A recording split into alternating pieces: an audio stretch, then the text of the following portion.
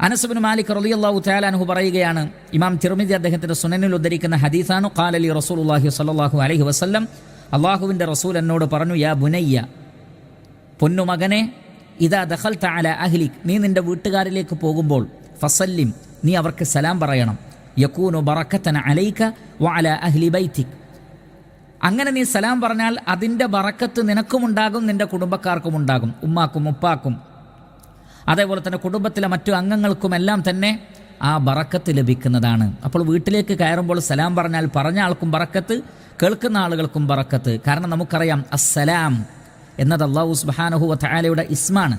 ഇസ്ലാം എന്ന് പറഞ്ഞാൽ തന്നെ സമാധാനവും ശാന്തിയുമാണ്. അസ്സലാം എന്നത് അള്ളാഹുവിൻ്റെ പേരാണ്. സുരക്ഷിതത്വവും സമാധാനവും നിർഭയത്വവും നൽകുന്നവനാണ് അല്ലാഹു സുബ്ഹാനഹു വ തആല. അതാണ് നാം അല്ലാഹുമ്മ അൻതസ്സലാം വ മിൻകസ്സലാം എന്ന് പറയുന്നത്. അള്ളാഹുവിൻ്റെ നാമം ഒരു വീട്ടിൽ ഉച്ചരിക്കപ്പെട്ടാൽ അതിൻ്റെ മറ്റൊരു പ്രത്യേകത, പിശാചുക്കൾ ആ വീട്ടിൽ നിന്ന് ഓടി അകലുമെന്നാണ്. കാരണം സ്വഹീഹായ ഹദീസിൽ വന്നിട്ടുണ്ട്, നമുക്ക് രാവിലെയും വൈകുന്നേരവും ചൊല്ലാനുള്ള ദിക്റിൽ തന്നെ അതിൻ്റെ ആശയമുണ്ട്. ബിസ്മില്ലാഹില്ലദീ ലാ യദുറു മഅസ്മിഹി ഷൈഉൻ ഫിൽ അർദി വലാ ഫിസ് സമാ വഹുവസ് സമീഉൽ അലീം. ബിസ്മില്ലാ, അള്ളാഹുവിൻ്റെ നാമത്തിൽ. എന്താണ് അള്ളാഹുവിൻ്റെ നാമത്തിൻ്റെ പ്രത്യേകത?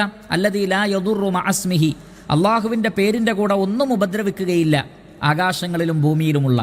അപ്പോൾ അള്ളാഹുവിൻ്റെ ഇസ്മ എന്ന് പറഞ്ഞാൽ ഉപദ്രവങ്ങളെ നീക്കുന്ന കാര്യമാണത്.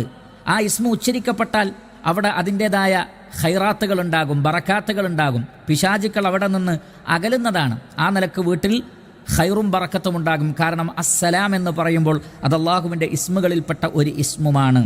ആ നിലക്കെല്ലാമാണ് വീട്ടിലേക്ക് കയറുമ്പോൾ സലാം പറഞ്ഞാൽ അതിൻ്റെ ബറക്കത്ത് ലഭിക്കുന്നത്. ഇനി വീട്ടിൽ ആരുമില്ല, നമ്മൾ മാത്രമാണ് വീട്ടിലുള്ളത് എങ്കിൽ പോലും സലാം പറയാം, അസ്സലാമു അലൈക്കും എന്ന് തന്നെ പറയാം. അല്ലെങ്കിൽ ചില സ്വഹാബികളിൽ നിന്നും താബിയങ്ങളിൽ നിന്നും സ്ഥിരപ്പെട്ടതുപോലെ അസ്സലാമു അലൈനാ വ അലാ ഇബാദില്ലാഹി സ്വാലിഹീൻ, ഞങ്ങളുടെ മേലും അല്ലാഹു സുബ്ഹാനഹു വ തആലയുടെ സാലിഹീങ്ങളായ എല്ലാ അടിമകളുടെ മേലും അല്ലാഹുവിൻ്റെ രക്ഷയും സമാധാനവും ഉണ്ടാകട്ടെ എന്നിങ്ങനെ പറയാവുന്നതാണ്.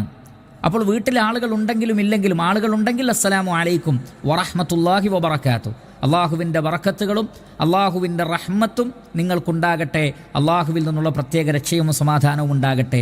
വളരെ ബറക്കത്തുള്ള ഒരു പ്രാർത്ഥനയാണ്, ഒരു